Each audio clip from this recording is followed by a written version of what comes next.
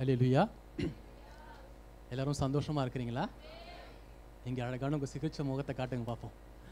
ஆமேன். எல்லாரும் ரொம்ப அழகாக இருக்கிறீங்க. கர்த்தர் உங்களை நிறைவாய் ஆசீர்வதிப்பாராக. ஆமேன். இப்போ நம்ம தொடக்க வசனமாக எடுத்துக்கொள்ள போகிற வேத பகுதி யோவான் எழுதின சுவிசேஷ புஸ்தகம் 7வது அதிகாரம் 37 39 முடிய நம்ம வாசிக்க போகிறோம். யோவான் எழுதின சுவிசேஷ புஸ்தகம் 7வது அதிகாரம் 37 39 வரைக்கும் நம்ம வாசிப்போம். பண்டிகையின் கடைசி நாளாகிய பிரதான நாளிலே இயேசு நின்று சத்தமிட்டு, ஒருவன் தாகமாயிருந்தால் என்னிடத்தில் வந்து பானம் பண்ண கடவன். வேதவாக்கியம் சொல்லுகிறபடி என்னிடத்தில் விசுவாசமாக இருக்கிறவன் எவனோ அவன் உள்ளத்திலிருந்து ஜீவ தண்ணீர் உள்ள நதிகள் ஓடும் என்றார்.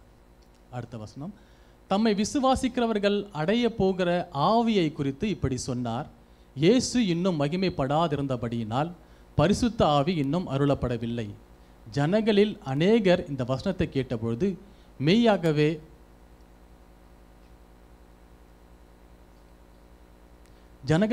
இந்த வசனத்தை கேட்டபொழுது மெய்யாகவே இவர் தீர்க்கதரிசியானவர் என்றார்கள். ஆமேன். எல்லாரும் கண்களை மூடி இந்த வார்த்தைக்கு நம்மளை ஒப்பு கொடுப்போம்.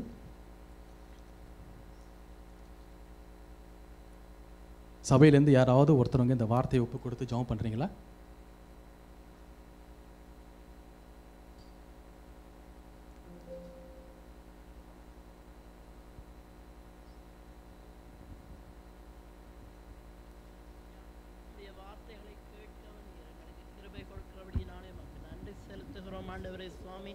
அப்பா, நாங்கள் கேட்கிறதான இந்த வசனங்களப்பா, இந்த வார்த்தைகள் ஆண்டவரே எங்களுடைய இருதயத்திலே ஆண்டவரே சுவாமி அது 15 ஆண்டவரே சுவாமி அது 100 110 பலன் தரத்தக்கினதாய் எங்களுக்கு கிருபை தாரும் ஆண்டவரே சுவாமி. நாங்கள் வார்த்தையை கேட்டுவிட்டு இந்த இடத்துலையே விட்டு போய்விடாதபடிக்கு சுவாமி, நாங்கள் இந்த வார்த்தையை கேட்டு இந்த வார்த்தையை எங்களுடைய வாழ்க்கையிலே அபியாசப்படுத்தி இந்த வார்த்தையின்படி நாங்கள் வாழ எங்களுக்கு கிருபை தரும்படிக்காய் ஏசப்பாவின் நாமத்திலே ஜெபிக்கிறோம் ஜீவன் நல்ல பிதாவே. ஆமென். ஆமென். 38வது வசனத்தை நான் திரும்பவுமாக வாசிக்கிறேன். வேத வாக்கியம் சொல்லுகிறபடி என்னிடத்தில் விசுவாசமாய் இருக்கிறவன் எவனோ அவன் உள்ளத்திலிருந்து ஜீவ தண்ணீருள்ள நதிகள் ஓடும் என்றார். தம்மை விசுவாசிக்கிறவர்கள் அடைய போகிற ஆவியை குறித்து இப்படி சொன்னார். இயேசு இன்னும் மகிமைப்படாதிருந்தபடியினால் பரிசுத்த ஆவி இன்னும் அருளப்படவில்லை. ஆமென். இயேசு இன்னும் மகிமைப்படாதிருந்தபடியினால் பரிசுத்த ஆவி இன்னும் அருளப்படவில்லை. ஆமென். இந்த வருஷத்தை நம்ம முதலாவது நம்ம படிக்கும் போது நம்மளுக்கு என்ன தோணுகிறதுன்னா, இப்போ தான் பரிசுத்த ஆவியானவர் இந்த புதிய ஏற்பாட்டில் இப்போ தான் அறிமுகப்படுத்தப்படுகிறாரா, இதுக்கு மேலே தான் பரிசுத்த ஆவியானவர் கிரியை செய்யப்பட போகிறாரா என்ற ஒரு கேள்வி நம்மளுக்குள்ளாக வருகிறதாக இருக்கிறது. ஏன்னா என்ன சொல்கிறாங்க, ஆண்டவராகிய இயேசு கிறிஸ்து இன்னும் மகிமைப்படாதிருந்தபடியினால் பரிசுத்த ஆவி இன்னும் அருளப்படவில்லை. அப்போ நம்ம கேட்க வேண்டிய கேள்வி, அப்போ பரிசுத்த ஆவியானவர் இதுக்கு முன்பாக இல்லையா, இருந்தாரா? எப்படி எதுக்கு இந்த பரிசுத்த ஆவியானவர் இன்னும் அருளப்படவில்லை என்ற ஒரு கேள்வி நமக்குள்ளாக வருகிறதாக இருக்கிறது. ஆனாலும் உங்களுக்கு எல்லாருக்கும் தெரிஞ்சிருக்கிறபடி பரிசுத்த ஆவியானவர் இப்போ முதல் அறிமுகப்படுத்தப்படுகிறவர் அல்ல. அவர் பிதாவும் குமாரனாகிய ஆண்டவராகிய இயேசு கிறிஸ்துவும் எப்படி ஆதி முதலாய் இருந்தார்களோ அதே போல பரிசுத்த ஆவியானவரும் தொடக்க முதலே இருந்த ஒரு தேவனாக இருக்கிறார். ஆவியானவர் ஜலத்தின் மேல் அசைவாடி கொண்டிருந்தார் என்று வேத வாக்கியம் சொல்கிறபடி அவர் தொடக்கத்திலிருந்து இருக்கிறது மாத்திரமல்ல, வேதாகமத்தில் கடைசி புஸ்தகம் இல்லை. ஏன்னா பவுல் சொல்கிறார், நீங்களே தேவனுடைய நிருபங்களாக இருக்கிறீங்க என்று சொல்கிறார். அப்போ புதிய ஏற்பாடு முடிந்து போகலை, நாம் தான் தேவனுடைய நிருபங்களாக இருக்கிறோம் என்று சொல்கிறார். இருந்தாலும் அந்த வார்த்தையின் வடிவில் பார்க்கும்போது பரிசுத்த ஆவியானவர் கடைசியில் ஆவியும் மனவாட்டியும் வா என்கிறார்கள் என்பதை குறித்து நம்ம பார்க்குறோம். அப்போ பரிசுத்த ஆவியானவர் தொடக்கத்திலிருந்து கடைசி வரைக்கும் இருக்கிறத நம்ம பார்க்குறோம். அப்படி இருக்கும்போது இங்கே ஆண்டவராகிய இயேசு கிறிஸ்து இங்கே சொல்கிற காரியம் என்னென்னா, இயேசு கிறிஸ்து மகிமைப்படாதிருக்கிறபடியினாலே இன்னும் பரிசுத்த ஆவியானவர் கொடுக்கப்படவில்லை என்று சொல்லும் போது ஒரு கேள்வி நம்மளுக்குள்ளாக வருது. அப்போ இது வரைக்கும் பரிசுத்த ஆவியானவர் ஒரு விதமாக செயல்பட்டு கொண்டு இருந்தவர், இனிமேல் ஆண்டவராகிய இயேசு கிறிஸ்துவ மகிமைப்பட்ட பிறகு அவருடைய நம்மளோடு இடைப்படுகிற விதம் வேறையாக இருக்க போகிறது. ஆமேன். இதுவரைக்கும் பெந்தகோஸ்து நாள் வரைக்கும் அனுபவிக்காத ஒரு காரியத்தை ஆண்டவராகிய இயேசு கிறிஸ்து மகிமைப்பட்ட பிறகு நம்ம எல்லாரும் அனுபவிக்க போகிறோம் என்பதை அந்த வசனம் சொல்லுகிறது. ஆமேன். ஆகவே இந்த ஒரு சிலாக்கியத்தை, இந்த ஒரு காரியத்தை பழைய ஏற்பாட்டில் வாழ்ந்த யாரும் அனுபவிக்கவில்லை. ஆமேன். ஆகவே தான் அப்போ நம்ம பார்க்குறோம் என்ன வித்தியாசம் இருக்குது. அப்போ பழைய ஏற்பாட்டில் பரிசுத்த ஆவியானவர் எப்படி இடைப்பட்டார், புதிய ஏற்பாட்டில் ஆண்டவராகிய இயேசு கிறிஸ்து மகிமைப்பட்ட பிறகு பெந்தைகோஸ்து நாளின் அனுபவத்துக்கு பிறகு பரிசுத்த ஆவியானவர் எப்படி இடைப்படுகிறார், இது எதுக்கு என்ன சொல்ல வரார் என்று நம்ம கொஞ்சம் சிந்திக்க போகிறோம். உங்களுக்கு நிறைய காரியம் தெரிந்திருந்தாலும் இதை ஞாபகப்படுத்த விரும்புகிறேன். ஆமென். பழைய ஏற்பாட்டில் பரிசுத்த ஆவியானவர் தன்னுடைய ஊழியர்கள் மத்தியில் தன்னுடைய தீர்க்கதரிசிகள் மூலியமாக அவர் எப்படி இடைப்பட்டார் என்று சுருக்கமாக பார்க்கணும்னா ஒரு வசனம் அழகாக சொல்லுகிறது. எப்படி பரிசுத்த ஆவியானவர் குறிப்பிட்ட மக்கள் இடத்துல அவர் எப்படி இடைப்பட்டார் என்று ஒரு வசனத்தை நம்ம வாசிக்க போகிறோம். நியாயாதிபதிகளின் புஸ்தகம் 6வது அதிகாரம் 34வது வசனத்தை வாசிக்க போகிறோம். பழைய ஏற்பாட்டு காலத்தில் பரிசுத்த ஆவியானவர் எப்படி அந்த காலத்தில் வாழ்ந்த தன்னுடைய ஊழியர்கள் மத்தியில் அவர் எப்படி இடைப்பட்டார் என்று பார்க்கும்போது நம்ம இங்கே வாசிக்கிறோம். அப்பொழுது கர்த்தருடைய ஆவியானவர் கிதியோன் மேல் இறங்கினார். ஆமென். இங்கே பார்க்குறது என்னன்னா, பரிசுத்த ஆவியானவர் ஒருத்தவரை செலக்ட் பண்ணும் போது அவர் மேலே இறங்குகிற ஒரு ஆவியானவராக இருக்கிறார். ஆமென். இப்போ இதுக்கு உதாரணமாக சொல்லணும்னா, நம்ம எப்படி ஒரு வஸ்திரம் நமக்கு மேலே போட்டுக்கொள்கிறோமோ, இந்த வஸ்திரம் நம்ம போட்டுக்கொள்கிறோம், இந்த வஸ்திரத்தை எப்படி எடுக்கிறோமோ அதே போல் ஆவியானவர் பழைய ஏற்பாட்டு காலத்தில் ஒரு ஊழியக்காரன் மேலே அவர் வந்து இறங்குகிறவராக இருக்கிறார். அதே போல் இறங்கி போயுகிறவராகவும் இருக்கிறார். ஆமென். ஒரு குறிப்பிட்ட ஒரு ஊழியத்தை அவருக்காக ஒரு காரியத்தை செய்ய வேண்டும், அவருடைய ஸ்பெஷலான ஒரு மினிஸ்ட்ரியை செய்ய வேண்டும் என்பதற்காக அந்த நபர் மேலே தேவ ஆவியானவர் இறங்குகிறார். அவருக்கு அந்த வல்லமையும் பலனும் கிடைக்கும் போது அந்த ஊழியத்தை செய்து முடிக்கிறவராக இருக்கிறார். ஆமென். இந்த காரியத்தை நம்ம பழைய ஏற்பாட்டில் அவருடைய ஊழியக்காரர்கள் மத்தியில் செய்கிறத நம்ம பார்க்குறோம். ஆமென். இப்போ கிதியோன் மேலே பரிசுத்த கர்த்தருடைய தேவனுடைய ஆவியானவர் இறங்குகிறார். இறங்கி போயிட்ட பிறகு அதே கிதியோன் என்ன பார்க்குறோம், விக்கிரக ஆராதனைக்காரனாக மாறுறதை நம்ம பார்க்குறோம். ஆமென். சவுலை குறித்து பார்க்கும்போது தேவ ஆவியானவர் சவுல் மேலே இறங்குகிறார். தேவ ஆவியானவர் எடுத்துக்கொள்ளும் போடும்போது அவர் அசுத்த ஆவியினால் நிரப்பப்படுறதை நம்ம பார்க்குறோம். ஆகவே பரிசுத்த ஆவியானவர் அவருக்குள்ளாக ஒரு அங்கமாக இல்லை, அவர்கள் மேலே ஒரு வஸ்திரமாக இருக்கிறத நம்ம பார்க்குறோம். அவர்கள் மேலே தங்குகிறார். அவர்கள் மேல் தங்கி அவர் செய்ய வேண்டிய காரியங்களை நிறையா செய்து கொண்டு போகிறத நம்ம பார்க்குறோம். அப்படி இருக்கும்போது அவர் வல்லமையாகவும் அற்புதங்களாலும் அடையாளங்களாலும் நிறைய காரியங்களை செய்கிறார். நம்முடைய கற்பனைக்கு எட்ட முடியாத அளவுக்கு நிறைய அற்புதங்களை செய்கிறார். அந்த ஊழியக்காரர்களை கொண்டு தேவ ஆவியானவர்கள் மேல் இறங்கும் போது அவர்கள் நிறைய அற்புதங்கள் செய்கிறாங்க, அடையாளங்கள் செய்கிறாங்க, நிறையா மரித்தவர்களை உயிர்ப்பிக்க கொண்டு வராங்க, அதாவது ஜுரமாக இருக்கிறவங்களை விடுதலை பண்ணுறாங்க, நிறையா அற்புதங்களை பண்ணுறாங்க, எல்லா காரியங்களையும் பண்ணுறாங்க. இயற்கைக்கு அப்பாற்பட்ட நிறையா அற்புதங்களும் அதிசயங்களையும் செய்கிறாங்க. இப்படி இருக்கும்போது நம்மளுக்கு ஒரு கேள்வி வருது. ஓகே, அப்போ பரிசுத்த ஆவியானவர் ஏற்கனவே இந்த ஒரு காரியங்களும் அற்புதங்களும் அடையாளங்களும் இந்த ஊழியக்காரர்கள் மத்தியில் ஏற்கனவே செஞ்சிட்டாரே. இது வரைக்கும் நான் சொல்றது புரியுதுங்களா? ஆமென். இப்போ பரிசுத்த ஆவியானவர் இந்த பழைய ஏற்பாட்டு காலத்திலே இப்போ யாராவது மரித்து போனால் அங்கேயே உயிர்ப்பிக்க செஞ்சிட்டாரே, எல்லா காரியங்களும் ஒரு ஜுரமாக இருக்கும் போது அவளை உயிர்ப்பிக்க பண்ணுறாங்களே, எல்லாமே பண்ணிட்டாரே அப்படின்னு ஒரு கேள்வி வரும்போது நம்மளுக்கு ஒரு கேள்வி வருது. ஓகே, அப்படியானா பழைய ஏற்பாட்டு காலத்தில் இந்த பரிசுத்த ஆவியானவரால் செய்ய முடியாத காரியம் என்ன? இப்போ புதுசாக நம்மளுக்கு ஆண்டவராக இயேசு கிறிஸ்து அவர் மகிமைப்பட்ட பிறகு செய்யக்கூடிய ஒரு காரியம் என்ன? நிறைய காரியங்கள் இருந்தாலும் நான் இன்னைக்கு குறிப்பாக ஒரு காரியத்தை குறித்து நான் பேச விரும்புகிறேன். பழைய ஏற்பாட்டு காலத்தில் பரிசுத்த ஆவியானவரால் நிறைய அற்புதங்கள் செய்யப்பட்டது. ஆனால் இப்போ அப்போ அந்த காலத்தில் செய்ய முடியாத ஒரு காரியம் என்ன? யாராவது சொல்ல முடியுமா? ஓகே, எல்லாரும் கை தூக்குறீங்க, பரவாயில்ல. இல்லை, என்ன சொல்ல வந்தேன்னா, இப்போ பரிசுத்த ஆவியானவரால் என்ன செய்ய முடியல? அந்த பழைய ஏற்பாட்டு காலத்தில் பரிசுத்த ஆவியானவரால் என்ன செய்ய முடியல? இப்போ புதிய ஏற்பாட்டில் செய்ய முடிகிற ஒரு காரியத்தை பழைய ஏற்பாட்டில் என்ன செய்ய முடியலன்னா, பரிசுத்த ஆவியானவரால் ஒருவனுக்குள்ளாக தங்கி அவனுடைய இருதயத்தில் வாசம் பண்ண முடியல. ஆமென். ஒரு மனிதனுக்குள்ளாக தங்கி அவனுடைய ஜென்ம சுபாவத்தை மாற்ற முடியல. ஏன்னா அவரால் தங்க முடியல. அவர் ஒரு வெளியில் வஸ்திரமாக இருக்கிறாரே ஒழிய தன்னுடைய இருதயத்தில் தங்க முடியாத ஒரு சூழ்நிலை. அப்போ தனக்குள்ளாக இருக்கிற ஆதாமின் சுபாவத்தை அவர் உள்ளே இருந்து மாற்ற முடியல. ஏன்னா அவர் தங்க முடியல உள்ள. ஆமென். ஆகவே பரிசுத்த ஆவியானவரால் செய்ய முடியாத ஒரு காரியம் பழைய ஏற்பாட்டில் என்னன்னு பார்த்தீங்கன்னா, ஒரு மனிதனுக்குள்ளாக தங்கி அவனுடைய ஜென்ம சுபாவத்தையும் அவனுடைய ஆதாமின் சுபாவத்தையும் அவரால் மாற்ற முடியாத ஒரு காரியமாக இருக்கிறது. இதுதான் ஆவியானவர் தேவ ஆவியான ஆண்டவராக இயேசு கிறிஸ்து மகிமை அடைந்த பிறகு நம்ம பெற்றுக்கொள்ள போகிற ஒரு காரியம் என்னன்னா, இன்னைக்கு ஆண்டவராக இயேசு கிறிஸ்துவின் மூலியமாக பரிசுத்த ஆவியானவர் இங்கே இருக்கிற ஒவ்வொருடைய இருதயத்திலும் தங்கியிருக்கிற ஆவியானவராக இருக்கிறார். ஆமென். இந்த ஒரு ஸ்லாக்கியம் பழைய ஏற்பாட்டு மக்களுக்குள்ளாக இல்லை. ஆமென். அவர்கள் வெளியில் அற்புதங்களையும் அதிசயங்களையும் பண்ணாங்க, ஆனால் அவங்களுக்கு உள்ளுக்குள்ளாக ஒரு மாற்றம் இல்லை. ஆமென். ஒரு உதாரணத்தை எடுத்துக்கொள்வோம். நம்மளுக்கு சிம்சோனை குறித்து நல்லா தெரியும். பரிசுத்த ஆவியானவர் அவர் மேலே இருக்கிறார். தேவன் அவரை ஒரு ஸ்பெஷலான ஒரு ஊழியத்துக்கு அழைக்கிறார். அவர் குழந்தையாக இருக்கும் போதே பெற்றோர்களை கொண்டு அவரை பிரித்து எடுக்கிறார். அவரை கொண்டு நிறையா அற்புதங்களை செய்கிறார், அடையாளங்களை செய்கிறார். ஆமென். இப்போ நியாயாதிபதிகள் 14ஆம் அதிகாரம் 5-6 வசனங்களை நம்ம எடுப்போம். எடுத்தவங்க வாசிங்க. நியாயாதிபதிகள் 14வது அதிகாரம் 5-6.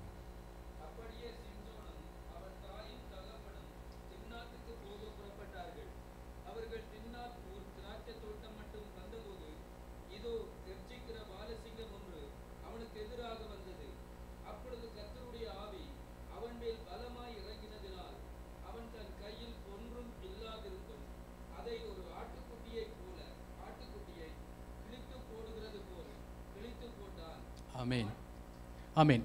இந்த சம்பவத்தை நீங்கள் பார்க்குறீங்க. அவர் நடந்து போகிறார். ஒரு திடீர்னு ஒரு பெரிய பாலசிங்கம் ஒன்று வருது.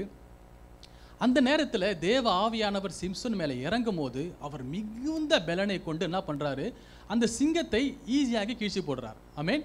ஒரு சிங்கம் மேற்கொள்ள வரும்போது அவர் என்ன பண்ணுறார், அந்த சிங்கத்தை அவர் ஈஸியாக மேற்கொள்கிறார். சாதாரணமாக இங்கே கீழ்ச்சி போட்டு அவர் மட்டும் போய் கொண்டிருக்கிறார். ஆமென். இப்போ வெளியில் இருக்கிற சிங்கத்தை அந்த பரிசுத்த ஆவியானவர் தன் மேலே இருக்கும்போது அந்த வெளியில் இருக்கிற சிங்கத்தை ஈஸியாக ஜெயிச்சிடுறார். ஆமென். ஆனால் ப்ராப்ளம் என்னன்னா, தனக்குள்ளாக வேற ஒரு சிங்கம் இருக்குது, இச்சை என்ற ஒரு சிங்கம் இருக்குது. ஆனால் அதை அவரால் மேற்கொள்ள முடியவில்லை. ஆமென். வெளியில் இருக்கிறது பரிசுத்த ஆவியானவர் தனக்கு மேலாக இருக்கும் போது அங்கே வெளியில் இருக்க நிறைய அற்புதங்கள் அடையாளங்கள் செய்கிறாங்க. ஆனால் தனக்குள்ளாக இருக்கிற ஒரு சிங்கமாகிய இச்சை என்கிற ஒரு சிங்கத்தை தன்னால் மேற்கொள்ளவே முடியவில்லை. ஆமென். எப்பொழுதெல்லாம் தலிலாவை பார்க்கிறாரோ அப்பெல்லாம் ஒரு சிங்கம் அவரை எதிர்கொண்டு வருகிறது, அவரை மேற்கொள்ள வருகிறது. ஆனால் ஒவ்வொரு முறையும் அந்த சிங்கம் தான் அவரை மேற்கொள்கிறதாக இருக்கிறது. ஆமென். இந்த காரியத்தை தான் பார்க்குறோம். இச்சை என்கிற ஒரு சிங்கம் தன்னை மேற்கொள்கிறத நம்ம பார்க்குறோம். ஆமென். இப்போ நம்ம கேட்க வேண்டிய கேள்வி, வெளியில் இருக்கிற சிங்கம் வலிமை மிக்கதா, உள்ளே இருக்கிற சிங்கம் வலிமை மிக்கதா? உள்ளே இருக்கிற சிங்கம் வலிமை மிக்கது. Okay, super. அப்போ நான் ரொம்ப நேரம் நிற்கல. அப்போ உள்ளே இருக்கிற சிங்கம் வலிமை மிக்கதுன்னு நம்ம பார்க்குறோம். ஏன்னா நம்ம சாதாரணமாக பார்த்தீங்கன்னா அவர் என்ன அசால்ட்டாக ஒரு சிங்கத்தை ஈச்சு போட்டு போயினே இருக்கிறார். நம்ம ஒரு காரியத்தை பண்ணாலுமே, ஒரு கோழியை பிடிச்சாலுமே அதை சொத்தை பிடிச்சி ஒரு வருஷத்துக்கு நம்ம பேசினே இருப்போம். ஆனால் இவர் சிங்கத்தை கீச்சிட்டு அவங்க அப்பா அம்மா கிட்ட கூட சொல்லாமல் அவர் ஈஸியாக போய் கொண்டு இருக்கிறாரு. ஆனால் ஒவ்வொரு முறையும் தன்னுக்குள்ளாக இருக்கிற இச்சை வரும்போது அவரால் அதை ஜெயிக்கவே முடியவில்லை. ஆமென். ஆகவே அதே போல் அவரை தொடர்ந்து பார்க்கும்போது அதே சிம்சன் என்ன பண்ணுறாரு, 300 பிலிஸ்தர் தன்னை மேற்கொண்டு வரும்போது அவர் ஒரே ஒத்தையால் நின்று தேவ ஆவியனுடைய பலத்தினால வெளியில் இருக்கிற எல்லாரையும் அடித்து தொடுத்துறாரு. ஆமென். ஆனால் ஒரே ஒரு இச்சையை தன்னால் ஜெயிக்க முடியாமல் இருக்கிறது. ஆகவே 300 பெலிஸ்தரை விட ஒரு இச்சை ரொம்ப வலிமை மிக்கதாக இருக்கிறது. நம்மளுக்குள்ளாக இருக்கிற உள்ள இருக்கிற பாவம் இன்னும் வலிமை மிக்கிறதாக இருக்கிறத நம்ம பார்க்கிறோம். ஆமென். ஆகவே தான் நம்ம என்ன பண்ணுறோம், ஆனால் தேவன் என்ன சொல்கிறாருன்னா, ஓகே இது வரைக்கும் இப்படி இருந்தது உண்மை தான். ஓகே, வெளியில் நான் இறங்கும் போதும் வெளியில் நான் எங்கே இருக்கிறேனோ அங்கெல்லாம் அற்புதம் அதிசயங்கள் நடக்கிறது உண்மை. ஆனால் இன்னைக்கு நான் ஒரு புதிய ஒரு காரியம் செய்ய போகிறேன். நான் மகிமைப்பட்ட பிறகு பரிசுத்த ஆவியானவர் ஒருத்தர் வரப்போகிறார். ஆமென். அவரை நான் எப்போல்லாம் ஆண்டவராக இயேசு கிறிஸ்துவை நான் சொந்த ரட்சகராக ஏற்றுக்கொள்ளுகிறேனோ, எப்போதான் அந்த புதிய உடன்படிக்கைக்குள்ளே வருகிறனோ, அப்பொழுது என்னுடைய உள்ளத்தில் ஒரு மாற்றம் உண்டாக போகிறது. ஆமென். இந்த வசனத்தை நம்ம நல்லா தெளிவாக திருப்பி வாசிப்போம். யோவான் சுவிசேஷ புஸ்தகம் 7வது அதிகாரம் 38வது வசனத்தில் என்ன சொல்லுகிறாருன்னா, அது எங்கே ஆரம்பிக்குதுன்னா, அவன் உள்ளத்திலிருந்து ஜீவ தண்ணீர் உள்ள நதிகள் ஓடும் என்றார். ஆமென். அப்போ எங்கே ஆரம்பிக்குது, பரிசுத்த ஆவியானவர் எங்கே ஆரம்பிக்கிறாருன்னா, முதலாவது நம்முடைய உள்ளத்தில். நான் வாசித்த வசனம் யோவான் 7:38. அந்த வசனம் ரொம்ப முக்கியம். ஏன்னா பரிசுத்த ஆவியானவர் எங்கே முதலாவது கிரியை ஆரம்பிக்கிறாருன்னா, முதலாவது உள்ளத்திலிருந்து ஜீவ தண்ணீர் உள்ள நதிகள் புறப்பட்டு ஓடும் என்று பரிசுத்த ஆண்டவராகிய இயேசு கிறிஸ்து சொல்றதை நம்ம பார்க்கிறோம். ஆமென். ஆகவே இப்போ நம்ம கேட்குறோம், இப்போ பழைய ஏற்பாட்டில் வாழ்ந்த அனுபவம் அது நம்மளுக்கு வேண்டுமா? அதாவது வெளியில் இருக்கிற பரிசுத்த ஆவியான ஒரு மனிதனுக்கு மேலே இருக்கிறார். அவர் இருக்கிற இடத்துல அற்புதங்களை செய்கிறார், அதிசயங்களை செய்கிறார், அடையாளங்களை செய்கிறார், எவ்வளோ காரியங்களை செய்து கொண்டிருக்கிறார். இந்த அனுபவம் நம்மளுக்கு போதுமா? இல்லை நமக்குள்ளாக வந்து பரிசுத்த ஆவியானவர் அவர் நமக்குள்ளாக வந்து எனக்குள்ளாக இருக்கிற எவ்வளோ அந்தரங்கத்தில் இருக்கிற எவ்வளோ இச்சை இருக்கிறது, இன்னும் கோபம் இருக்கிறது, இன்னும் பழி வாங்குகிற எண்ணம் இருக்குது, இன்னும் மன்னிக்க முடியாத இருக்கிற இடத்துல இங்கே நமக்கு தேவன் கிரியை செய்ய வேண்டும் என்று நம்ம விரும்புகிறோம். ஆமென். நான் திரும்பமாக ஒரு காரியத்தை சொல்கிறேன், என்னை தவறாக புரிஞ்சக்கூடாது. நான் அற்புதத்துக்கும் அடையாளத்துக்கும் நான் எதிராளி இல்லை. ஆண்டவராகிய இயேசு கிறிஸ்துவால தான் எல்லாம் நடக்குது. ஆமென். ஏன்னா என்னுடைய தனிப்பட்ட வாழ்க்கையிலும் ஆண்டவர் எவ்வளோ அற்புதங்களும் அதிசயங்களும் செய்திருக்கிறார். ஆமென். ஆகவே நான் சொல்ல வர விரும்பலை. நான் என்ன சொல்ல வர விரும்புகிறேன்னா, பழைய ஏற்பாட்டு மக்கள் என்ன பண்ணுறாங்கன்னா அவங்க நல்லதை யூஸ் பண்ணி கொண்டாங்க. பரிசுத்த ஆவியானவர் எங்கே இருந்தாரோ அவர்கள் மேலே இருக்கும்போது அவர்கள் வெளியில் கிரியை செய்தார். அதை அவங்க எல்லாம் சூப்பராக யூஸ் பண்ணிக்கிறாங்க, புரிச்சு கொண்டாங்க, 100க்கு 100 வீதம் அதை பெற்றுக்கொண்டாங்க, அனுபவித்து கொண்டாங்க.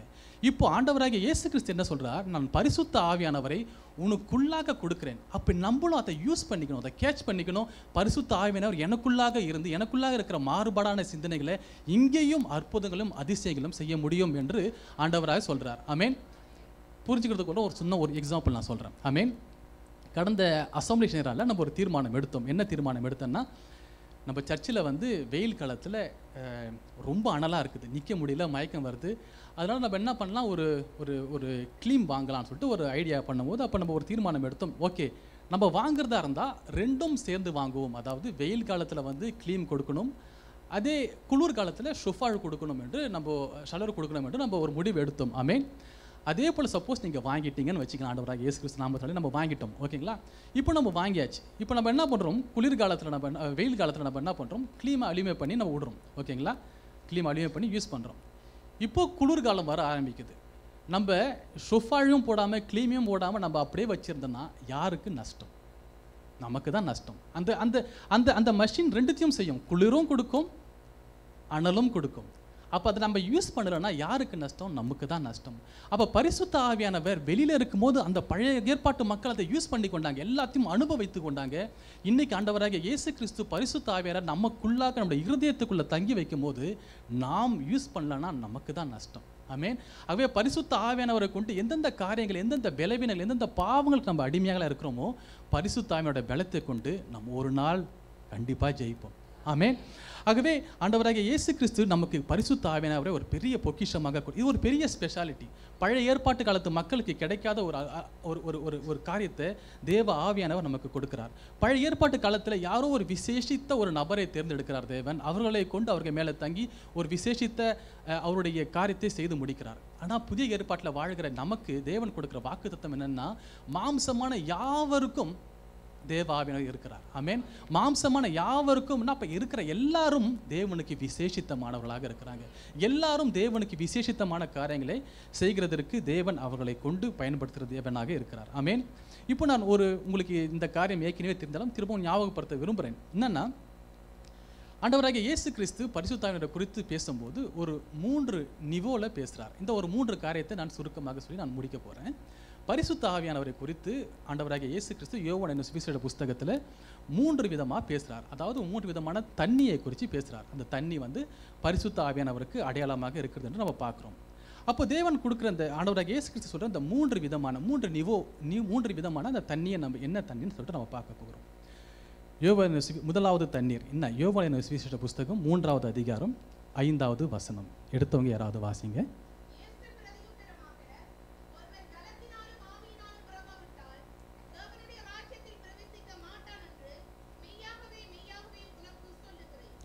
ஆமேன். இந்த சம்பவம் எல்லாருக்கும் தெரியும். நிக்கோதேமு என்ற பரிசேயன் ஆண்டவராகிய இயேசு கிறிஸ்துவை தனிமையில் போய் சந்திக்கிறார். அவர் சொல்கிற காரியம்னா, நீ தேவனிடத்துலேருந்து வந்த ஒருவர், ஏன்னா தேவன் இடத்துல இல்லைன்னா யாரும் இப்பேற்பட்ட அடையாளங்களையும் அற்புதங்களையும் செய்ய முடியாது என்று சொல்லும் போது ஆண்டவராகிய இயேசு கிறிஸ்து சொல்கிறார் என்னென்னா, ஒருவன் மறுபடியும் பிறக்காவிட்டால் உன் பரலோக ராஜ்யத்தை காண முடியாது என்று சொல்கிறார். அப்போ திரும்பமாக நீங்கள் நிக்கோதேமு கேட்குற, ஆண்டவரே நான் வயசாயிடுச்சு, நான் எப்படி திரும்பவுமாக பிறக்க முடியும்? அம்மாவுடைய வயிற்றில் நான் எப்படி திரும்பி போய் பிறக்க முடியும் என்று கேட்கும் போது தான் ஆண்டவராகிய இயேசு கிறிஸ்து சொல்கிறார், ஒருவன் ஜலத்தினாலும் ஆவியினாலும் பிறவாவிட்டால் அவன் பரலோக ராஜ்யத்தில் பிரவேசிக்க முடியாது என்று சொல்கிறார். அப்போ இங்கே தேவன் கொடுக்குற இந்த முதல் நிவோ என்னன்னா, முதலாவது அந்த தண்ணீர் எதை குறித்து பேசுகிறேன்னா, முதலாவது இந்த ரட்சிப்பின் அனுபவத்தை குறித்து பேசுகிற ஒரு முதலாவது தண்ணீராக இருக்கிறது. ஆமேன். அதாவது நாம் ஆண்டவராகிய இயேசு கிறிஸ்துவை நான் 100க்கு 100 காரியம் நான் சொல்கிற ஒரு காரியம் என்னென்னா, முதலாவது பரிசுத்த ஆவியானவர் நம்ம தொடலைன்னா நாம் இன்றைக்கு மறுபடியும் பிறந்திருக்கவே முடியாது. ஆமேன். ஆண்டவராகிய இயேசு கிறிஸ்துவை நான் சொந்த ரட்சகராக ஏற்றுக்கொண்டேன் என்று யார் சொன்னாலும் அவங்க முதலாவது பரிசுத்த ஆவியானவரால் தொடாமல் அவங்க ரட்சிக்கப்படவே முடியாது. ஆமேன். இதற்கு பவுல் அருமையாக அழகாக சொல்கிறார். எபேசியருக்கு நிருபம் 1வது அதிகாரம் 13-14 வசனத்தை நம்ம வாசிப்போம். எபேசியர் 1ஆம் அதிகாரம் 13-14. நீங்களும் உங்கள் ரட்சிப்பின் சுவிசேஷமாகிய சத்திய வசனத்தை கேட்டு விசுவாசிகள் ஆனபோது வாக்குத்தத்தம் பண்ணப்பட்ட பரிசுத்த ஆவியால் அவருக்குள் முத்திரை போடப்பட்டீர்கள்.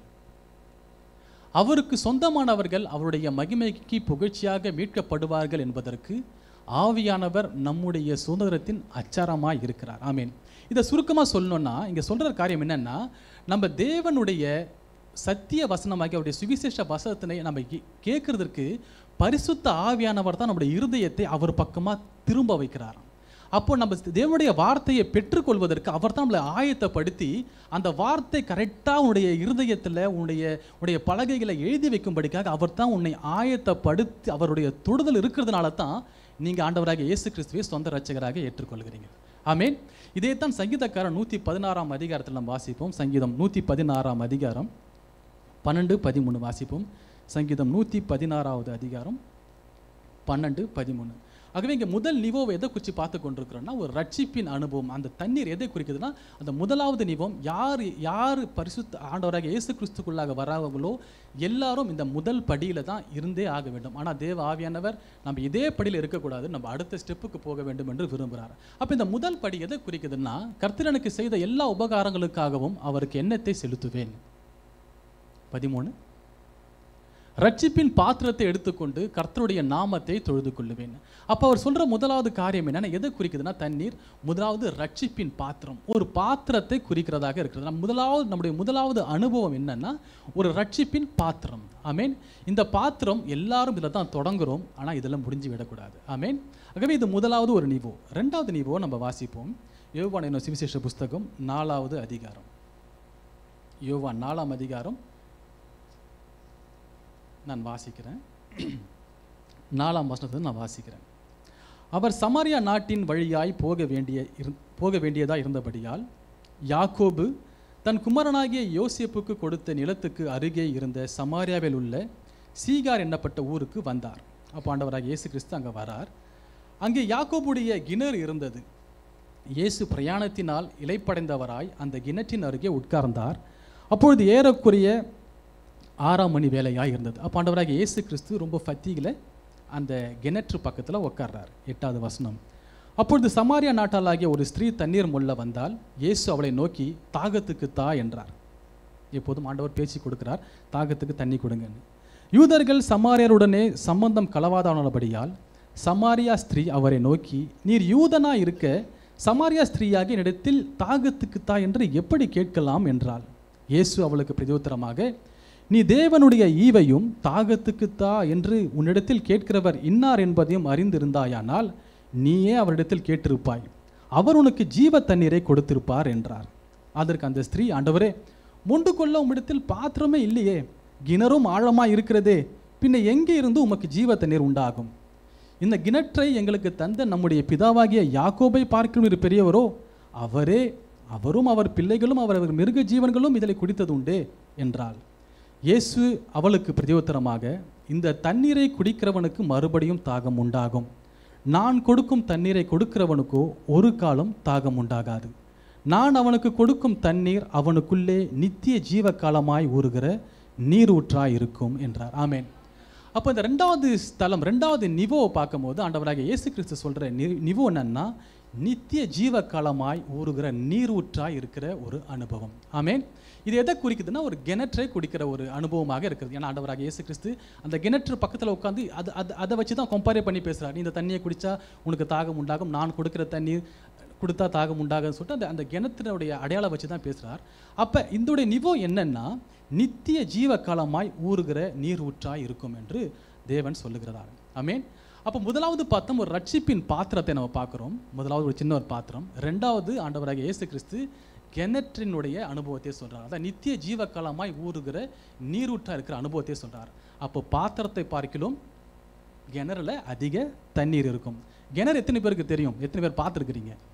ஆமேன். வா, எல்லாரும் பார்த்து தான் இருக்கிறீங்க. ஓகே, நானும் பார்த்துருக்குறேன். நானும் இந்தியாவில் தாத்தா வீட்டெல்லாம் கிணறு இருக்கும், அதை எடுத்து மொண்டு குளிப்போம், செடிக்கு தண்ணி ஊற்றுவோம், எல்லாமே செய்வோம். ஆமேன்.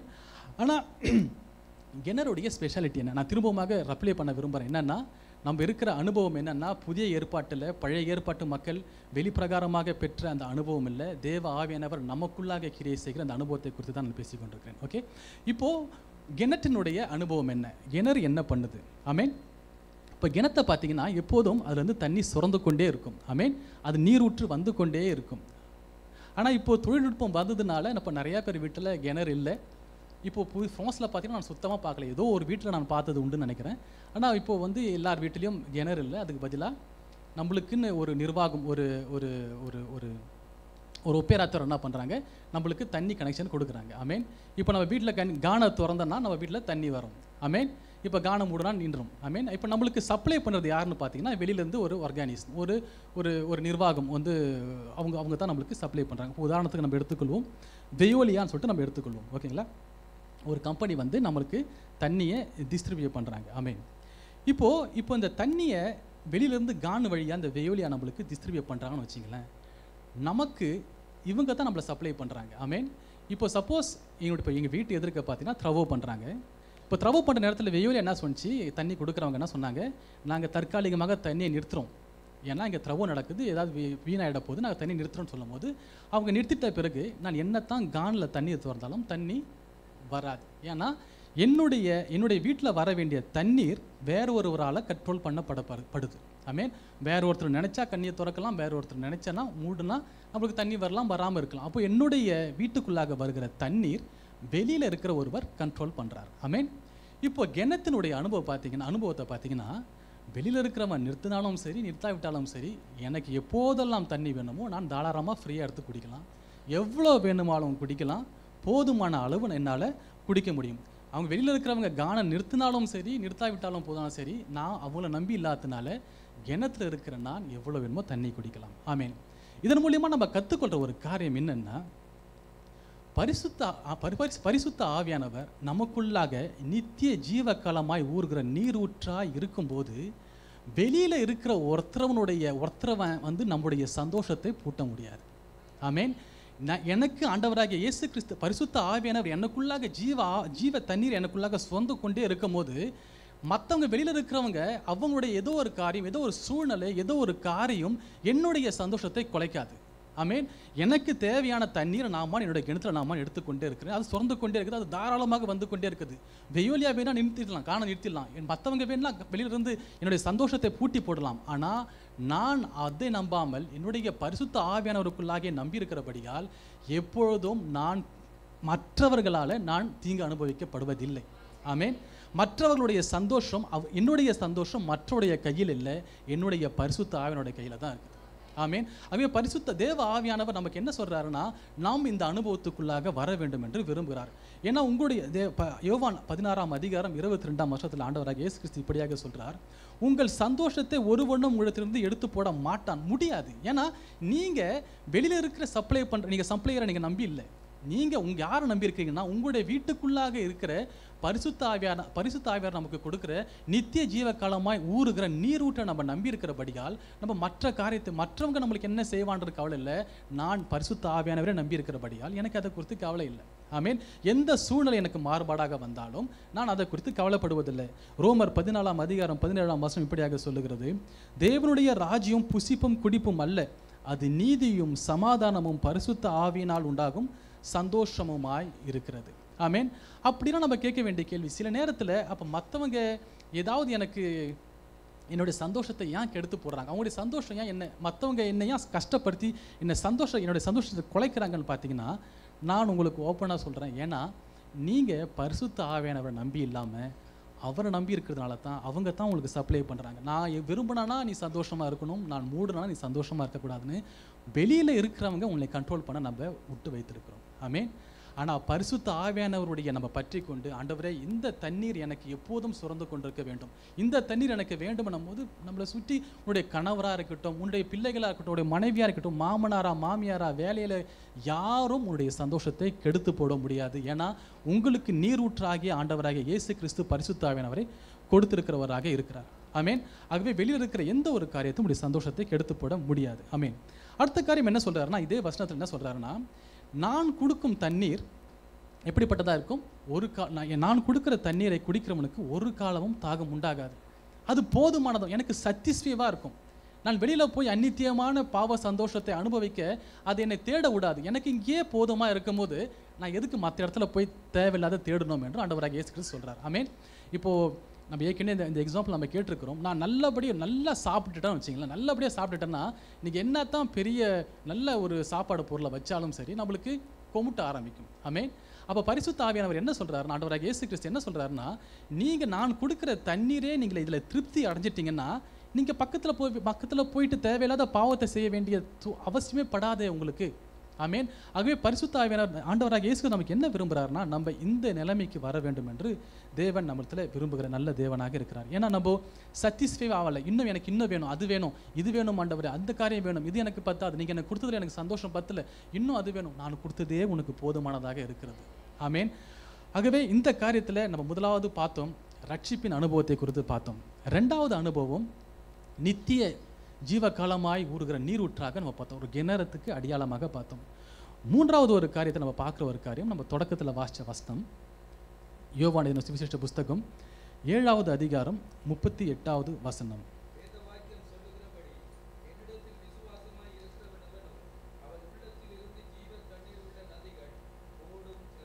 ஆமென். இப்போ முதலாவது அனுபவத்தை பார்த்தோம், ரட்சிப்பின் பாத்திரத்தில் நம்ம துவங்கினா அதுக்கப்புறம் நித்திய ஜீவகாலமாய் ஊறுகிற ஜீவன் ஊற்றாக மாறின நாம், அதற்கப்புறம் ஆண்டவராக இயேசு கிறிஸ்து நீங்கள் அங்கேயே நிற்கக்கூடாதுன்னு சொல்ல, அதையும் தாண்டி உங்களுடைய இருதயத்திலிருந்து உள்ளத்திலிருந்து ஜீவ தண்ணீர் உள்ள நதி ஓடணுமா, நதிகள் ஓடணுமா? நதிகள் ஓடணும். ஒரு நதியே எத்தனை பேருக்கு சப்ளை பண்ணும், இப்போ நதிகள் ஒரு மனுஷனுடைய உள்ளத்திலிருந்து இத்தனை நதிகள் புறப்பட்டு ஓடும் என்று தேவன் விரும்புகிற ஒரு நல்ல தகப்பனாக இருக்கிறார். ஆகவே தேவன் நமக்குள்ளாக வைத்த பரிசுத்த ஆவியானவர் நம்ம நல்லா யூஸ் பண்ணிக்கொள்ள வேண்டும் என்று தேவன் விரும்புகிற நல்ல தகப்பனாக இருக்கிறார். இப்போ பாத்திரத்துக்கும் கிணத்துக்கும் இந்த நதிக்கும் என்ன வித்தியாசம்னா, நம்ம பெற்றுக்கொள்ள ஒரு பாத்திரத்தில் இருக்கிற தண்ணி பார்த்திங்கன்னா கொஞ்ச நாளுக்கு நம்ம தாகம் தீர்க்கலாம், ரொம்ப நாளுக்கு வராது. ஒரு பாத்திரத்தில் இருக்கிற தண்ணி, கிணறுல இருக்கிற தண்ணி பார்த்திங்கன்னா அது நம்ம எப்போதும் வைத்துக்கொண்டே இருக்கலாம், நிறையா நாள் வச்சுருக்கலாம். ஆனால் அந்த நதின்னு சொல்லும் போது இந்த நதின்னு இருக்கிற அந்த அபிஷேகம், அந்த ஆசீர்வாதம் என்னென்னா, எனக்கு மாத்திரமல்ல என்னை சுற்றி இருக்கிற எல்லாருக்கும் அது ஆசீர்வாதமாக மாற்றப்பட முடியும். தேவ ஆவியானவர் கிறிஸ்து இயேசுவுக்குள் பிரியமான சகோதர சகோதரனை, இன்றைக்கு நீ யோசிச்சு கொண்டுக்கலாம், நான் என்ன நிலைமையில் இருக்கிறேன், நான் என்னை கொண்டு என்ன செய்ய முடியும், என்னுடைய வாழ்க்கை என்னத்துக்கு யாருக்கும் பிரயோஜனம் இல்லை, நான் எதற்கு நான் வாழுறேன், நான் அடிக்கடி தோத்த வாழ்க்கையை வாழ்ந்து கொண்டிருக்கிறேன் நினைக்கிற உன்னைத்தான் ஆண்டவராக இயேசு கிறிஸ்து பார்த்து சொல்கிறார், உன்னாலையும் இந்த நிலைமைக்கு வாழ முடியும். தேவ ஆவியானவர் இன்றைக்கு உங்களுக்கு ஒவ்வொருத்தரும் பேசுகிற நல்ல தகப்பனாக இருக்கிறார். நம்ம இந்த நிலைமைக்கு வர வேண்டும் என்று தேவன் விரும்புகிற ஒரு நல்ல தகப்பனாக இருக்கிறார். ஆமென். உங்களை கொண்டு இன்னும் பல பேரை ஆசீர்வாதத்துக்குள்ளாக கடத்து வர வைக்க முடியும். இன்னும் பல பேர் இன்னும் தேவன் பக்கமாய் திரும்புவதற்கு உங்களுடைய அபிஷேகம் அவளை இழுத்து கொண்டு வருவதற்கு போதுமானதாக இருக்கிறது. இன்னும் டிப்ரெஷனில் இருக்கிறவர்களை விடுதலையாக்குவதற்கு உங்களை கொண்டு அவளை ஆசீர்வதற்கு தேவன் போதுமானவராக இருக்கிறார். இன்னும் விரக்தியில், எந்த தோல்வியின் விரக்தியில் சிக்கி கொண்டிருக்கிறவர்களை உங்களை கொண்டு தேவன் அவளை விடுவிக்கிறதுக்கு போதுமான தகப்பனாக இருக்கிறார். இன்னும் பாவ பழக்கத்தில் அடிமையில் இருக்கிறவர்களுக்கு தேவன் உங்களை கொண்டு அவளை ஆசீர்வதிக்கிறதுக்கு போதுமான தகப்பனாக இருக்கிறார். ஆமென். ஆகவே நீங்கள் சிந்திக்க வேண்டாம், என்னுடைய நிலைமை இப்படி இருக்குது, நான் எப்படி இந்த நிலைமைக்கு நான் எப்படி போக வேண்டும் என்று நீங்கள் சிந்திக்க வேண்டாம். உங்களுடைய பொசிஷன் தேவனுக்கு முக்கியம் அல்ல. நீங்கள் நல்லா படிச்சிருக்கிறீங்களோ, இல்லை நீங்கள் ஒரு பெரிய பாஸ்டரோ, இல்லை நீங்கள் ஒரு பெரிய ஊழியக்காரரோ, இல்லை ஒரு பெரிய நான் நல்ல வேலை செய்கிறேன்ற அந்தஸ்தெல்லாம் தேவனுக்கு தேவையில்லை. நீங்கள் தேவன் மேலே நம்பிக்கை வைத்தீங்கன்னா தேவன் உங்களை கொண்டு மற்றவர்களை ஆசீர்வதிக்கிறதுக்கு போதுமான தகப்பனாக இருக்கிறார். ஆமென். இப்போ நம்ம சிந்திக்கலாம், நான் வீட்டில் குழந்தைய பார்த்துக்கிற ஒரு தாய் தானே, நான் எப்படி மற்றவர்களுக்கு ஆசீர்வாதமாக இருக்க முடியும்? நான் வீட்டில் இருக்கிறேன், நான் ஊராக நீங்கள் வேணால் இந்த ஊர்லேருந்து இன்னொரு நாட்டிலேருந்து இன்னொரு நாட்டுக்கு போய் ஊழியம் செய்யலாம், உங்களுக்கு அழைப்பு இருந்தால் செய்யலாம். ஆனால் தேவன் உங்களை அங்கெல்லாம் இல்லை, நீங்கள் இருக்கிற இடத்துல நீங்கள் மற்றவர்களுக்கு ஆசீர்வாதமாக இருக்க முடியும். நீங்கள் உங்கள் வீட்டுக்குள்ளாக வருவர்கள ஒவ்வொருவருக்கும் நீங்கள் உங்களுடைய சமாதானத்தினால, உங்களுடைய ரட்சிப்பின் அனுபவத்தினால ஒவ்வொருவருக்கும் அந்த சமாதானத்தை கடத்தி வைக்க முடியும். ஆமென். ஆகவே உங்களுடைய சூழ்நிலை முக்கியம் இல்லை, நீங்கள் எப்பேற்பட்டவங்க என்பது முக்கியம் இல்லை. தேவன் உங்களுடைய இருதயத்தில் அன்பை கொடுக்க முடியும், சமாதானத்தை கொடுக்க முடியும், சந்தோஷத்தை கொடுக்க முடியும், நீடிய சாந்தத்தை கொடுக்க முடியும். தேவ ஆவியானவர் இதுக்குள்ளாக நமக்குள்ளாக வந்திருக்கும் போது இந்த எல்லாருக்கும் நம்மளால் ஆசீர்வாதமாக இருக்க முடியும். அப்போ நம்ம கேட்க வேண்டிய கேள்வி, ஓகே நீ ரொம்ப நேரம் பேசிட்டப்பா, இப்போ முடிக்கணும், இப்போது நீ சரி ஓகே இதை நான் எப்படி பெற்றுக்கொள்ளணும் அப்படின்னு சொல்லிட்டு நம்மளுக்கு ஒரு கேள்வி வரலாம். நான் கடந்த வார்த்தையை பகிர்ந்துக்கும் போது சொன்ன அதே கருத்தை நான் திரும்பவுமாக சொல்கிறேன். முதலாவது காரியம் என்னென்னா, யோவான் 7:37 நம்ம வாசிக்கிறோம். யோவான் 7ஆம் அதிகாரம் 37வது வசனம்.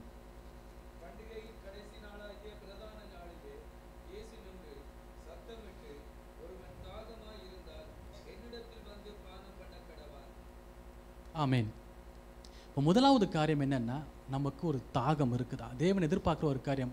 நான் சொன்ன இந்த அந்த ஆசீர்வாதங்கள்லாம், அதாவது ரட்சிப்பின் அனுபவம், ரட்சிப்பின் பாத்திரம், அதுக்கப்புறம் ஒரு நித்திய காலமாக ஊறுகிற ஜீவ நீரூற்றை குறித்து நம்ம பார்த்தோம். ஒரு கிணத்தினுடைய அனுபவம், மற்றவர்கள் நம்மளை கண்ட்ரோல் பண்ணல, பரிசுத்த ஆவியானவருக்குள்ள போதுமான ஒரு சந்தோஷம், அதுக்கப்புறம் நதிகளை குறித்து நம்ம பார்த்தோம். நான் சொன்ன இந்த ஒரு காரியத்தின் மேலே உங்களுக்கு ஒரு தாகம், ஆண்டவரே பரிசுத்த ஆவியானவரே, நான் இன்னும் அடிமைப்பட்டு கொண்டு தான்ப்பா இருக்கிறேன். இத்தனை வருஷம் இருந்தும் எனக்குள்ள இன்னும் இந்த விட முடியாத பாவங்கள் இருக்குது. எனக்கு இந்த இந்த இந்த வாழ்க்கையிலேருந்து வேணாம், நான் மாய்மாலமான வாழ்க்கை வேணாம், நான் உண்மையாலுமே நான் ஜெயிக்கணும், இந்த பாவத்தில் நான் ஜெயிக்கணுன்ற ஒரு அனுபவம் எனக்கு அந்த அந்த அந்த அந்த தாகத்தை எனக்கு தாங்கப்பா. எனக்குள்ளாக இன்னும் பொறாமை இருக்குது, எனக்குள்ளே இன்னும் கசப்பு இருக்குது, என்னால் இன்னும் மன்னிக்க முடியாத காரியங்கள் இருக்குது. மற்றவங்களை பார்த்தோன்னா எனக்குள்ளே என்னுடைய இல்லத்தில் கொழுந்து விட்டு எரியுது ஆண்டவரே, தவறான காரியங்கள் இருக்குது ஆண்டவரே, இந்த காரியம்லாம் எனக்கு வேணாம், எனக்கு தாகமாக இருக்குது, நீங்கள் கொடுக்குற அனுபவத்தை எனக்கு தாங்கப்பான்னு சொல்லிட்டு நம்ம கேட்கும் போது தேவன் நமக்கு கொடுக்கறதற்கு போதுமான தேவனாக இருக்கிறார்.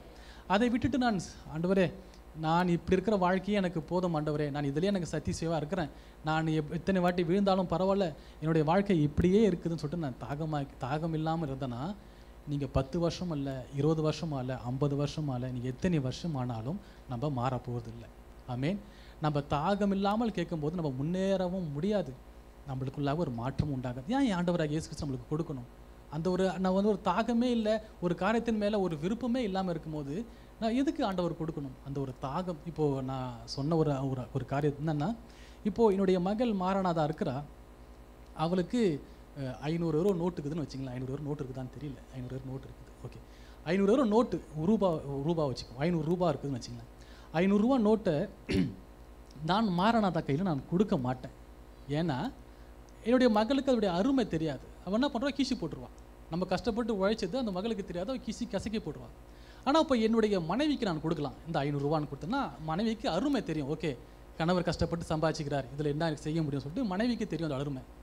இப்போது நம்ம ஒரு ஏக்கமே இல்லாமல் ஒரு தாகமே இல்லாமல் இருந்தனா பரிசுத்த ஆவியானவர் நம்மளுக்கு எதுக்கு இந்த நிலைமைக்கு நம்மளை எதுக்கு தேவன் நம்மளை அழைத்து கொண்டு போகணும்? ஆமேன். நான் சொல்கிற காரியம் புரியுதுங்களா?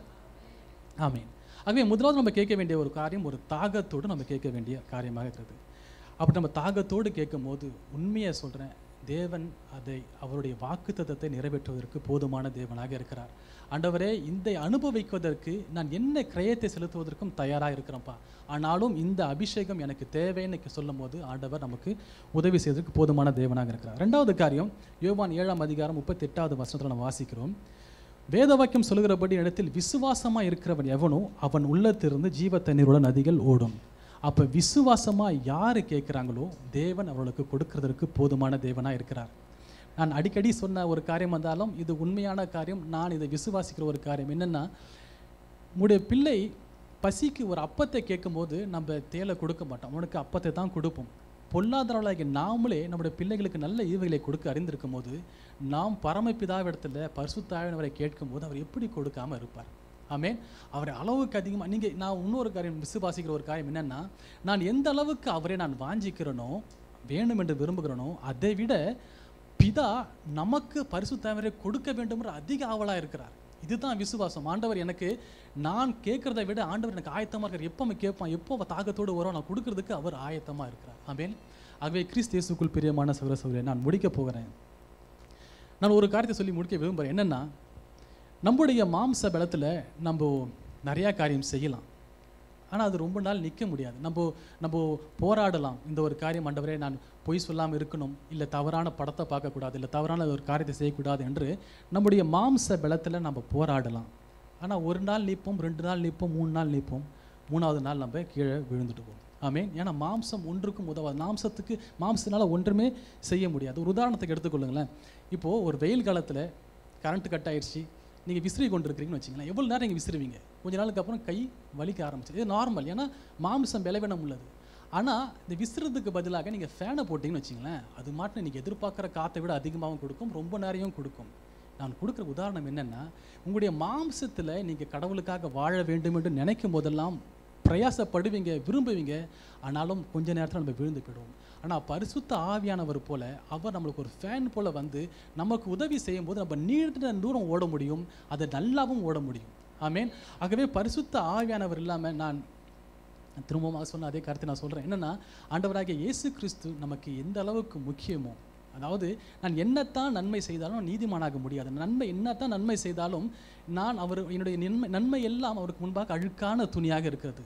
ஆண்டவராகிய இயேசு கிறிஸ்துவின் ரத்தம் மாத்திரம்தான் என்னை கழுவி என்னை நீதிமாக்குறது எப்படி உண்மையோ, அதே போல் பரிசுத்த ஆவியானவர் இல்லாமல் நான் என்னத்தான் முயற்சி பண்ணாலும் என்னால் நீண்ட தூரம் ஓட முடியாது. அப்போ பரிசுத்த ஆவியானுடைய அபிஷேகம், அவருடைய பெலன், அவருடைய வல்லமை இல்லாமல் நம்மளால் கிறிஸ்துவ வாழ்க்கையே வாழ முடியாது. ஆமென். நான் முடிக்கிற ஒரு காரியம் என்னென்னா, உங்களுக்கு தேவன் மேலே அதிக அன்பு இருக்கலாம், தேவன் மேலே அதிக வைராக்கியம் இருக்கலாம், தேவன் மேலே அதிக பாசம் இருக்கலாம். ஏன்னா பேதுருவும் அப்படி தான் ஆண்டவராகிய இயேசு கிறிஸ்துவுக்கு மேலே ரொம்ப வைராக்கியம் பாராட்டினார். ஆண்டவரே, யார் விட்டாலும் பரவாயில்ல, நான் உங்களை விட மாட்டேன் ஆண்டவரே, நான் உங்களுக்காக நிற்பேன் ஆண்டவரே, எப்போதும் முந்தி நிற்கிறவர். ஆண்டவராகிய இயேசு கிறிஸ்துக்கு ஒன்றுன்னா, அப்போ ஆண்டவராகிய இயேசு கிறிஸ்துவை பிடிக்கிற டைமில் பார்த்தீங்கன்னா அவர் கத்தி எடுத்து டப்புன்னு வெட்டுறார் ஒருத்தரோட கழுத்தை, ஒருத்தரோட காதை. ஆமீன். அதே போல் நாமளும் வைராக்கியம் உள்ளவளாக இருப்போம். எல்லாரும் இருக்கும்போது அப்படியே பரிசுத்தமாக இருக்கிற போல இருப்போம். ஆமீன். ஆனால் எல்லாரும் போயிட்டாங்க. ஒரு டைமில் எல்லாரும் போயிட்ட பிறகு தனியாக அவர் மாட்டுறாரு, பேதுரு மாட்டுறாரு. தனியாக அந்தரங்கத்திலையோ தனியாக இருக்கும் போது அவர்கிட்ட கேட்குறாங்க, நீ இயேசு கிறிஸ்துவனுடைய சீஷன் தானான்னு சொல்லும் போது அங்கே அவர் மறுதளிக்கிறார். ஆமீன். அதே போல் நாமளும் கூட எல்லாரும் இருக்கும்போது ஓகே சூப்பர், நம்ம பரிசுத்தவான்கள் போல் இருக்கலாம். ஆனால் தனிமையாய் மாட்டும் போது தான் நம்முடைய வாழ்க்கை எப்படி இருக்குது, நம்ம உண்மையாலுமே நிற்கிறோமா தேவனுக்காக என்பது நம்மளுக்கு தெரியும். அந்த நேரத்தில் பார்த்தீங்கன்னா அந்த ஸ்திரீ கேட்கும் போது எனக்கு அவர் தெரியாதுன்னு சொல்லிட்டு மறுதளிக்கிறார். ஏன்னா அவருக்குள்ளாக அன்பு இருக்குது, தேவன் மேலே வைராக்கியம் இருக்குது. ஆனாலும் அவருக்கு பலன் இல்லை. கடவுளுக்கு முன்பாக நிற்கிறதுக்கு, தேவனுக்காக நிற்கிறதுக்கு அவருக்கு பலன் இல்லை. அவருடைய மாம்சம் பலவீனம் உள்ளது. அவருக்குள்ளாக ஒரு பயம் சூழ்ந்து கொண்டது. அவருடைய சூழ்நிலை அவருக்கு விரோதமாகிறதுனால அவர் வீழ்ந்து போயிட்டார். ஆமேன். ஆனால் பரிசுத்த ஆவியானவர் எப்போ தனக்கு உள்ள வராரோ, எந்த மனிதனுக்கு, எந்த ஒரு ஸ்திரீக்காக பயந்தாரோ, எந்த ஒரு இருட்டலில் பயந்தாரோ, அவர் எல்லாருக்கு முன்பாகவும் நின்று பரிசுத்த ஆண்டவராகிய இயேசு கிறிஸ்துவே உண்மை உள்ள தேவன் என்று அவர் அறிக்கை கொடுத்த ஒரு நல்ல ஊழியக்காரனாக இருக்கிறார். இன்றைக்கி நாமும் கூட என்னுடைய பலத்தில் என்னோட வைராக்கியம் இருக்கலாம், அன்பு இருக்கலாம், கடவுளுக்காக நிற்கலாம் என்று நம்ம சொல்லலாம். ஆனாலும் நம்மளுக்குன்னு ஒரு சூழ்நிலை வரும்போது நம்ம நெருக்கப்படும் நேரத்தில் நம்ம விழுந்து போயிடுவோம். இந்த நேரத்தில் தான் தேவன் சொல்கிறார், உங்களை குறித்து பரிதபிக்கக்கூடாத பிரதான ஆசிரியர் நமக்கு இல்லாமல் எல்லா விதத்திலும் நம்மளே போலே சோதிக்கப்பட்டும் நமக்கு உதவி செய்கிற பிரதான ஆசிரியர் நமக்கு இருக்கிறார். அந்த பரிசுத்த ஆவியானவர் என்ன பண்ணுறார், நமக்குள்ளாக வரும்போது நாம் தேவனுக்காக நிற்க முடியும். ஆமேன். ஆகவே நம்மளுக்குள்ளாக வந்த பரிசுத்த ஆவியானவர் பழைய ஏற்பாட்டில் எப்படி வெளியில் வந்து அற்புதங்களையும் அடையாளங்களையும் செய்தாரோ, அதே பரிசுத்த ஆவியானவர் நமக்குள்ளாக வந்திருக்கிறார். நம்முடைய மாறுபாடான இருதயத்திலும் அவரால் அற்புதங்களையும் அடையாளங்களையும் செய்ய முடியும். ஆகவே ரட்சிப்பின் பாத்திரத்தை தொடர்ந்து நாம் நீரூற்று அண்டைக்கு வந்த நாம் இன்னும் நதிகளைப் போல மாற வேண்டும் என்று ஆண்டவராகிய இயேசு கிறிஸ்து விரும்புகிற ஒரு நல்ல தகப்பனாக இருக்கிறார். எல்லாரும் ஒரு விசை கண்களை மூடுவோம். நான் தேவ ஊழியக்காரத்தில் ஒப்புக் கொடுக்கிறேன்.